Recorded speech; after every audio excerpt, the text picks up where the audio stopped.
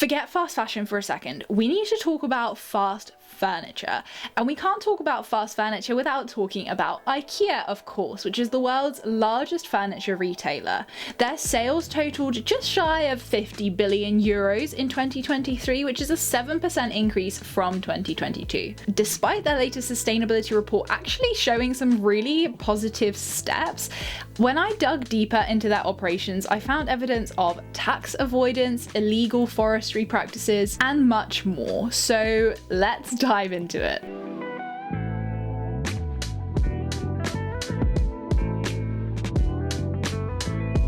Yeah, the things that we regularly consume these days mostly tend to be of the fast variety because they're mass produced, right? They're produced somewhere over there in these pretty opaque supply chains that we don't have very much visibility over. And because we can't see all the individual steps, suppliers can outsource many different parts of the production process to make things cheaper and cheaper and cheaper so that we can keep up with all the latest trends and styles and get things whenever we want them. Fast fashion, fast food, fast furniture. The fact is that amidst a cost of living crisis and economic uncertainty, young people these days just do not have the money to be able to buy an antique wardrobe or to pay an artisan carpenter to create something for their home that is going to last decades and decades and decades and be able to be passed on through various generations. As much as we would love to have that kind of furniture in our homes, it's just not feasible for most people, which is where IKEA comes in. So as Gen Z are moving out, they're starting to rent, and maybe the really lucky ones are starting to buy their first homes, they're looking to fast furniture to kit out their spaces. IKEA is opening 50 new locations on average every single year to meet that demand, and most fashion brands now also have their own home collections. So you can buy your fast fashion and your fast furniture in one convenient place. Yay. Not to mention that when the COVID-19 pandemic rolled around, suddenly everyone was working from home, which led to a massive boom in this industry because everyone had to be setting up their working from home offices really quickly and really cheaply. But whilst on the one hand, this mass-produced model of furniture gives us the opportunity to buy whatever bits of furniture we want to replicate whatever Instagram trend is currently going on right now quite accessibly, it also means that it allows for some pretty nasty things to happen in these supply chains, like illegally cutting down forests, for example, which we'll talk about in a minute. Deborah Kamen writes for the New York Times, like fast fashion, in which retailers like Shein and Zara produce loads of cheap, trendy clothing that's made to be discarded after only a few wears, fast furniture is for those looking to hook up but not settle down. It's the one-season fling of furnishings. I love that line. So what happens when we get bored of these pieces of furniture, or we're moving house and we realize that the cost of what we paid for the dresser and the cost of actually dismantling it and trying to reassemble it when we get to the new place is probably not worth the price that we paid for it, and we might as well buy new? What happens to all of this furniture? Well, naturally it goes to landfill. Americans throw out more than 12 million tons of furniture every year. That's a 450% increase since 1960, according to the Environmental Protection Agency. And because furniture these days is not just made from one simple material, like just 100% wood, these items of furniture are actually much harder to recycle. As Venetia Lamana explains, we're currently throwing out 69.9 million homeware items every year. And we're only able to recycle 17% of it. Meaning there's £2.2 billion worth of homeware being sent to landfill every year. So fast furniture has this whole production model that's based on low prices and speed, right? IKEA in particular has affordability at its heart. It's constantly talking about how it's continuing to drive prices down, and it's one of their key marketing messages as well. And of course their stores are constantly being updated with new things to buy. But usually this business model, unfortunately, can only be upheld by someone or something further down the supply chain away from us being exploited to make up for the price of that item being able to be sold to you for so cheaply. It's the same with fast fashion. Like, if you see something in a shop and you think, wow, this is so cheap, it's probably because it shouldn't be that cheap. Like someone along the line of that supply chain is getting a really bad deal,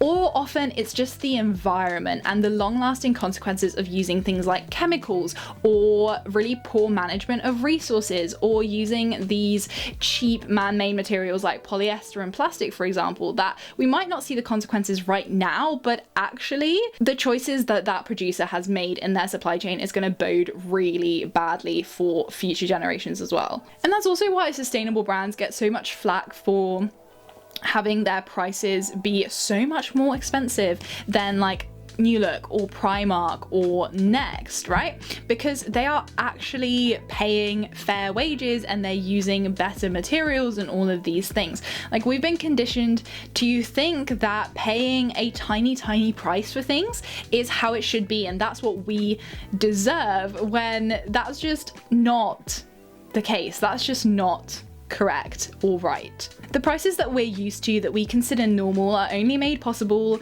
because someone somewhere along that supply chain is not getting a fair deal. And because we don't have visibility over these supply chains, because most of these brands are like absolutely chronically not transparent, opaque, I guess, we don't have the visibility to be able to see like, oh, this only costs a £5 because this person is not getting a fair deal along the supply chain. Obviously we don't see that, and so we just think that this is the normal price that you should be paying for things. And then when a sustainable brand says, oh, instead of a £5 I'm going to charge you £20 because look at all this transparency, look at where it's come from, look at who's made it, we pay a fair living wage and all of these things, you're like, oh, that's just so expensive. When actually it's not expensive, it's just fair. Maybe we should be buying 5 times fewer things, but actually have those be higher quality and made with better materials and made by suppliers that actually pay their workers like living wages, things like that. Of course, that's just not accessible to everyone, and especially when it comes to furniture. Furniture can be so ridiculously expensive. I think this is one of these things that you don't really realize until you actually move out and have to start paying for it, but like, my god, it is so expensive. So obviously this video is not in any way a dig at like individual people. I really don't think that that's the problem, but rather I want to point out how our culture and our society has tricked us into believing that these ways of consuming, these consumption habits, are normal. Because once we have that knowledge, we can then take that to these companies and these corporations and to policymakers and all of that to actually change that, and also to change public perception and understanding of how we should be buying things and who is getting a good deal at the end of the day. So messaging like IKEA's marketing slogans that they're constantly trying to drive prices down and down and down is such a red flag for me, because there's only so low that you can go. There's only so low that you can put your prices before someone is getting a really bad deal. So how low can you go before it starts to be unethical and unsustainable? Is it possible to not exploit people or the planet and still have this key tenet of your brand being like, we always prioritize affordability, we're constantly driving our prices down? IKEA seems to think so. They seem to think that those two things are completely compatible, and to be fair, they are actually making some really good steps towards that, and they have some really strong climate commitments, as we'll talk about in just a second. But here's the kicker straight up for you. Let's not beat around the bush. The sheer size of IKEA means that, to be honest, it's going to be incredibly hard, if not impossible, for them to ever be truly sustainable, because the size of their supply chain is so immense that to have transparency across all of it and to not have like these dodgy issues cropping up here and there is really hard, as we'll see later on. And that's not even to mention the tax avoidance. Plus, despite some of the genuinely valuable work that they are doing, they are still taking advantage of things like the Gruen effect. That's a way of manipulating the shop floor to encourage consumers to buy more than they actually need. How is that ethical? Let's get into it. So as I mentioned, IKEA have just released their latest sustainability report. So let's take a look at that to see what kinds of improvements they are actually making. In 2023, IKEA achieved a 22% reduction in their climate footprint compared to 2016. That's a decrease of 12% compared to the previous year, 2022, through increasing their use of renewable energy, energy efficiency, and lower production volumes.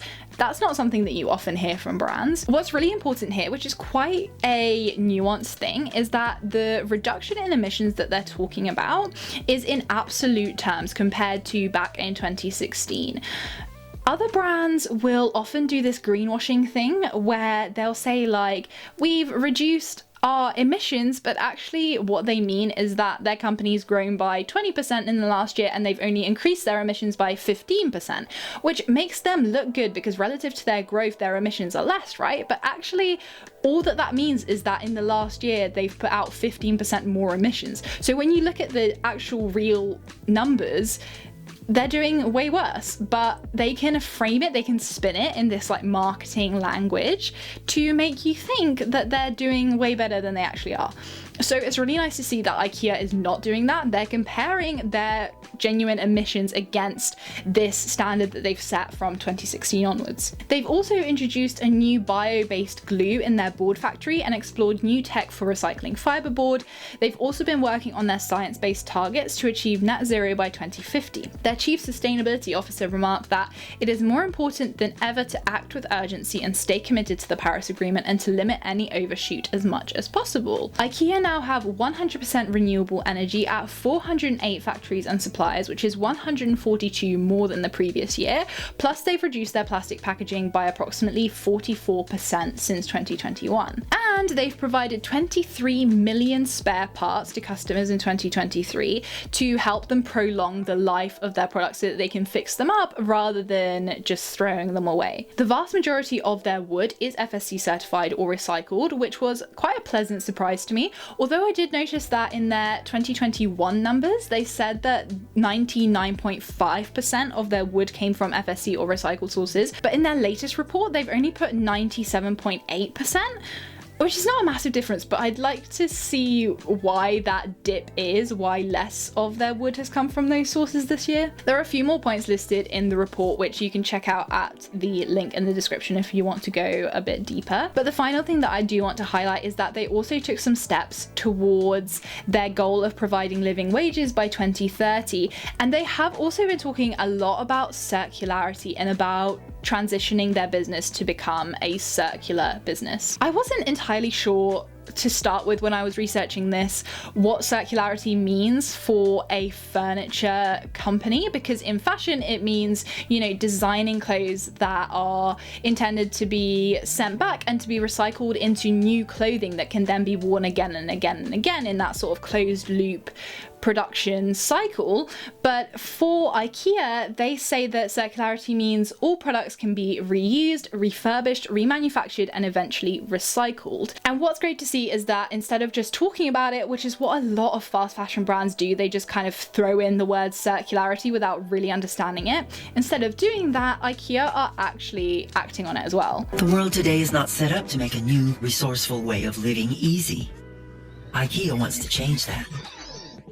What if new things could be made from old things? Then products wouldn't just be products. They would be resources, material banks for the future. But before we can even think about doing that, so much more needs to happen.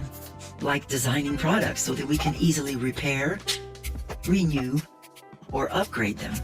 And making sure it's easy for every single piece to be repurposed or remanufactured, and then, at the very end, recycled. They're doing things like designing their furniture to be easily clicked into place so that it can be assembled and disassembled really easily. They're also doing things like designing beds that can be expanded for children as they grow, so you don't have to buy a whole new bed once they've grown out of it. And they're working with local authorities in the Netherlands, for example, where they've already recycled over 1 million mattresses, breaking them down and reusing their parts. What we often see with fast fashion brands is that they use the word circular and completely don't seem to understand that circularity means that you have to go back to the design space and start talking about how you can redesign things from the very start so that they can be easier to recycle at the end. In fashion, for example, you might choose to work with natural materials like cotton instead of working with polyester, because polyester is inherently harder to recycle at the end of its life. So you actually have to go back to the drawing board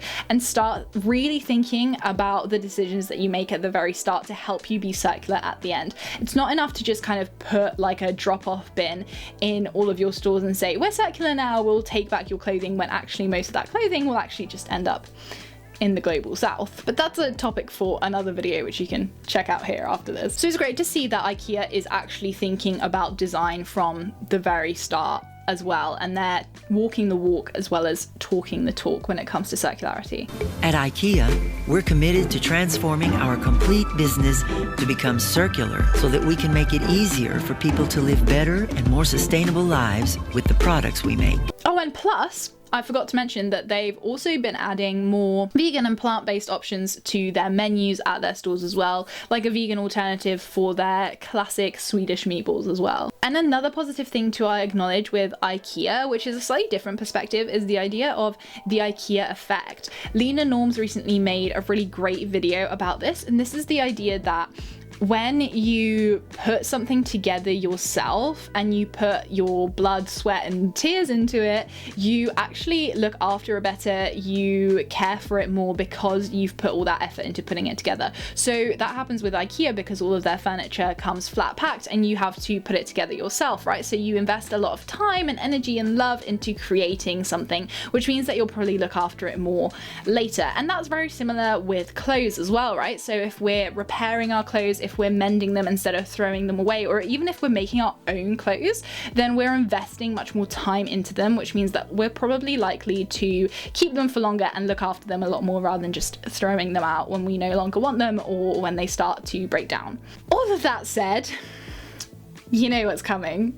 Despite all of these commitments from IKEA, they are facing some, or have faced some, pretty big issues recently. Before we get into that though, if you are enjoying this video, please give me a like, because apparently YouTube really loves that and will share this video with more people. So if you are enjoying it, help other people to enjoy it to hit that like button. Thank you. And now let's get into all the shady stuff that IKEA's been doing. Let's tackle the biggest problem first, shall we? This article by Richard Milne for the Financial Times in 2021 summarizes things pretty well.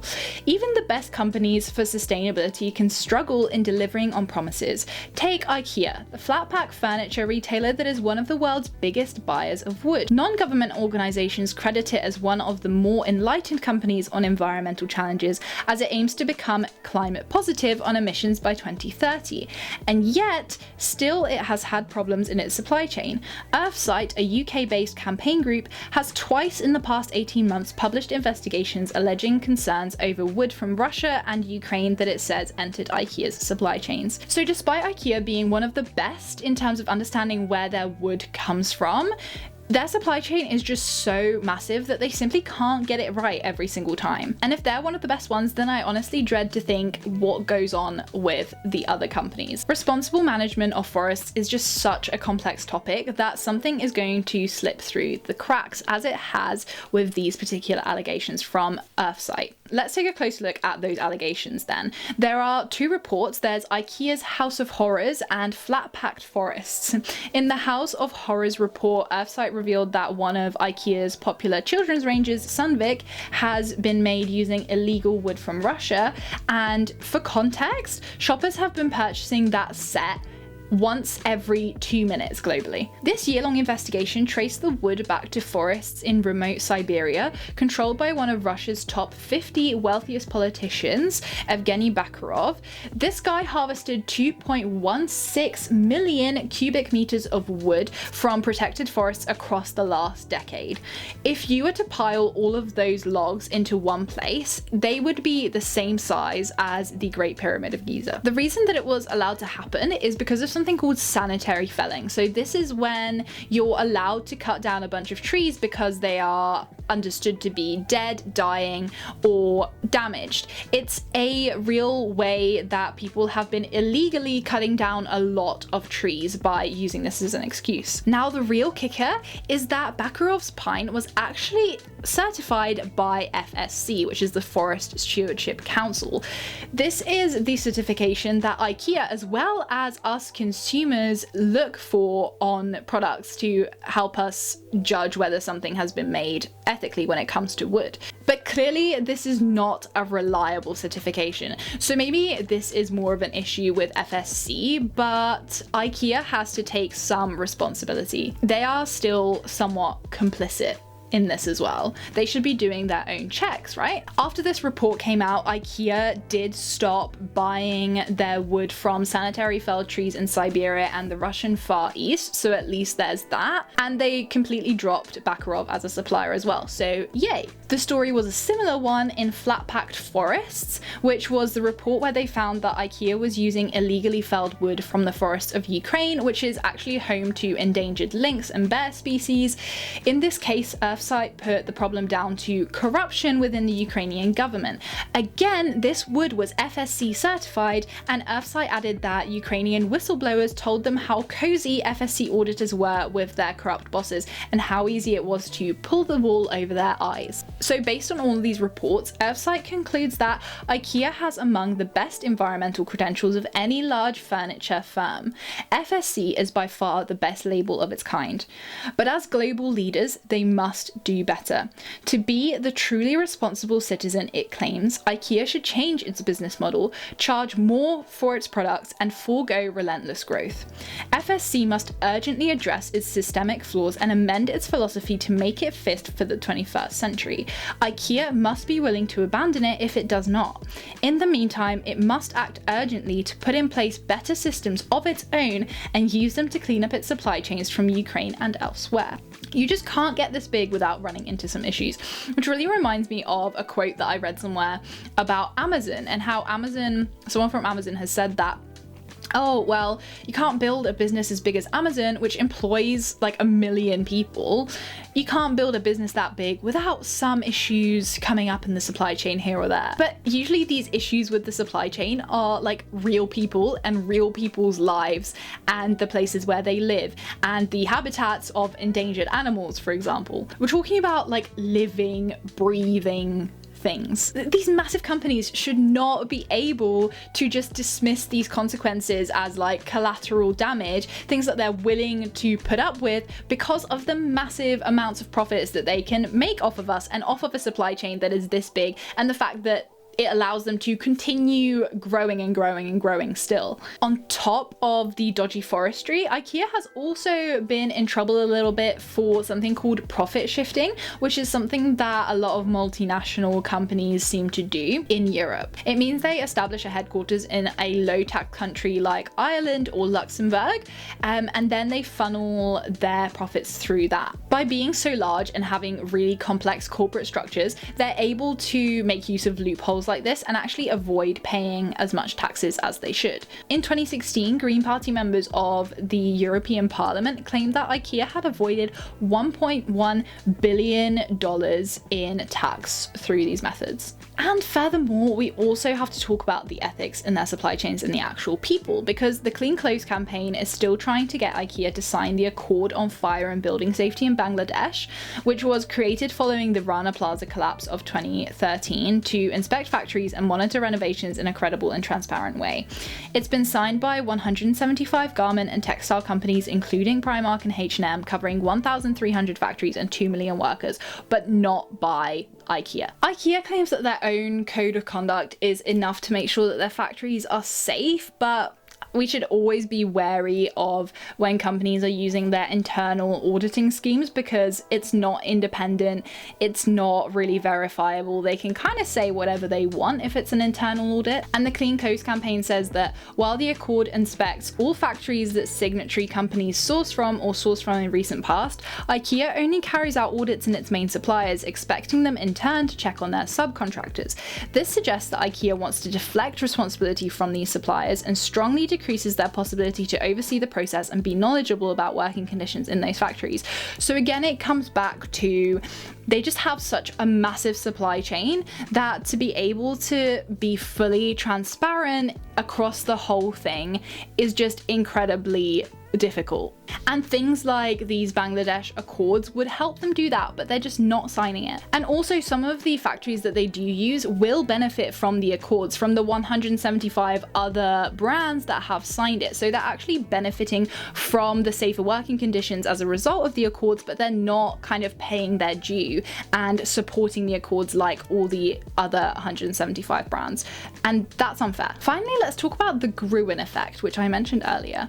If you've been to IKEA, then you will know that it's essentially like a labyrinth. Like there are these little arrows that guide you around the shop floor, and they take you to as much of the shop floor as possible to kind of get you going past as many different items as possible that you might not even think that you needed, and you probably don't need, but there's just so much stuff that it takes you past this particular route that they've devised for you to walk around that it ends up with you just picking up a few extra bits that you probably didn't need. Influencing customer behavior like this in store is what is called the Gruen effect, after master architect Victor Gruen, who discovered the effect in the early 20th century. The idea is to increase impulse buying by exposing you to more items in the store. It's really sneaky, and it's just a recipe for overconsumption. That's literally what it's designed for. You know, that thing that we're now telling everyone they should stop doing. And so, IKEA currently consumes approximately 1 tree every single second, and its wood consumption has doubled in the last decade, but clearly they don't have as much control over their supply chain as they would like to make us think. Their founder died the 8th richest person in the world in 2018, probably helped by that little tax avoidance debacle, and also the fact that they are every time their customers come into the shop, they're encouraging their customers to buy more than they need by the very design of the shop. But they are following their climate commitments, and they are making some big steps forward in that area relative to other brands. But you do just have to ask, is this really the best that we can hope for from these global companies? Or is the bar just so low that IKEA seems to be doing really well, even when it's actually failing?